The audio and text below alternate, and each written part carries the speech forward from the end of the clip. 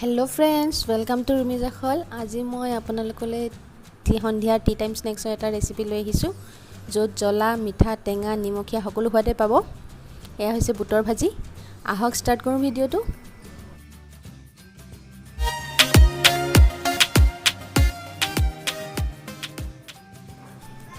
মই লৈ লৈছোঁ ইয়াতে ডাঙৰ সাইজৰ পিয়াজ এটা কাটি লৈছোঁ দীঘলে দীঘলে 13-14 কিলোমান হ'ব নৰসিংহ পাত।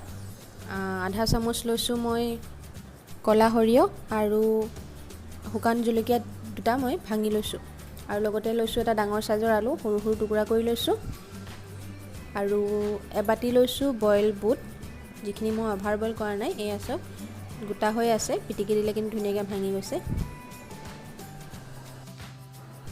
এতিয়া এখন কেৰাহীত জুখমতে তেল গৰম হ'বলৈ দিছোঁ और তেলখিনি গৰম হোৱাৰ লগে লগে জলকীয়াকিটা দি দিছোঁ और ताते सरियह गुटिकिटाও দি দিছোঁ লগতে নৰসিংহ পাতকিখিলাও দি অলপ 1-2 সেকেন্ডৰ কাৰণে লৰাই তাতে মই পিয়াজখিনি দি দিছোঁ। এতিয়া পিয়াজখিনিও বহুত বেছি ভাজিব নালাগে। পিয়াজখিনি আমি ৰঙচুৱা হ'লেকে নেভাজো। মই এখিনি আধা মিনিট মান সময় ভাজিলোঁ। ভাজাৰ পাছত ইয়াতে এতিয়া মই আলুখিনি দি দিছোঁ। আলুখিনি যেহেতু কেঁচা হয় গতিকে আলুখিনি ফ্ৰাই হোৱালৈকে এখিনি ভাজিব লাগিব। সেইকাৰণে মই পিয়াজখিনি বেছি দেৰি ভজা নাই। এতিয়া ইয়াতে মই জুখমতে নিমখ হালধি দি দিছোঁ লগতে 1/4 টিস্পুন দিছোঁ জিৰা পাউডাৰ আৰু 1/4 টিস্পুন দিছোঁ ধনিয়া পাউডাৰ। গুটেখিনিকে ভালদৰে মিক্স কৰি দিম। জুইটো মই একদম কমাই ৰাখিছোঁ আৰু ভালদৰে মিক্স কৰি ঢাকন লগাই এতিয়া এখিনি ফ্ৰাই হোৱালৈকে আৰু যাতে আলুখিনি সিজি যায় সিমান দেৰিলৈকে এখিনি ভাজি ৰাখিম। মাজে মাজে মই লৰাই আছোঁ। ইয়াতে আপোনালোকে ইচ্ছা কৰিলে পানী অলপ দিব পাৰে আলুখিনি সিজিবৰ কাৰণে। পানী বহুত বেছি দিব নালাগে কিন্তু ময়ো ইয়াতে পানী দিছিলোঁ এহেটামান আলুখিনি সিজিবৰ জোখাৰে কিন্তু ৰেকৰ্ড কৰা নহ'ল এখিনি আৰু পানীখিনি শুকাই যোৱালৈকে এয়া মই ঢাকন দি মাজে মাজে লৰাই ভাজি আছিলোঁ আলুখিনি। পানীখিনি সম্পূৰ্ণ শুকুৱাই দিছোঁ আৰু এয়া চাওক মোৰ আলুবোৰো সিজি গ'ল।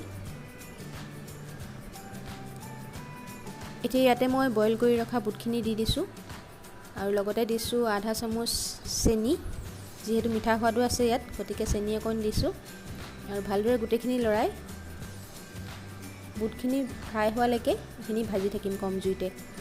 খাবলৈ বহুত টেষ্টি হয়। নিশ্চয় এবাৰ আপোনালোকে ট্ৰাই কৰিব। এনেকৈ হয়তো বহুতে খোৱা নাই গতিকে এবাৰ নিশ্চয় ট্ৰাই কৰি চাব। বহুত টেষ্টি হয় খাবলৈ। এতিয়া মোৰ বুটখিনি ফ্ৰাই হৈ গ'ল। বুটখিনি যেহেতু সিজাই আছে বেছি দেৰি ভাজিব নালাগে খালি অলপ ফ্ৰাই হোৱালৈকে ৰাখিলে হ'ল। এতিয়া এখিনি মই নমাই দিম গেছৰ পৰা আৰু গেছটো অফ কৰাৰ পাছত মই ইয়াতে আধা চামুচ নেমুৰ ৰস দি দিছোঁ। নেমুৰ ৰস দি আপোনালোকে ইয়াতে আমচুৰ পাউডাৰো দিব পাৰে। এয়া মোৰ টেঙা মিঠা জ্বলা নিমখীয়া সকলো সোৱাদেৰে ভৰা বুটৰ ভাজিখন ৰেডি হৈ গ'ল। এদিন নিশ্চয় বনাই খাই চাব। বহুত ভাল লাগে খাই। এয়া চাওক দেখিয়ে লোভ লগা হোৱা নাইনে বাৰু? খাবলৈ সঁচাকৈ বহুত ভাল লাগে। এইখিনি খাওঁতে ওপৰৰ পৰা আপোনালোকে অলপ নেমু চেপি লগতে কেঁচা পিঁয়াজ কাটি ল'ব পাৰে আৰু যদি চাট মছলা আছে ওপৰৰ পৰা চাট মছলা অলপ ঢালি ল'ব। এবাৰ এনেকৈ সন্ধিয়া চাহৰ লগত খাই চাবচোন। সদায় খাবলৈ মন যাব। ভিডিঅ'টো শেষৰলৈকে চোৱাৰ বাবে ধন্যবাদ।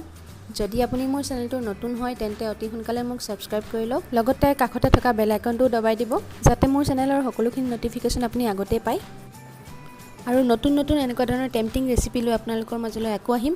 আজিলৈ আহিছোঁ। নমস্কাৰ।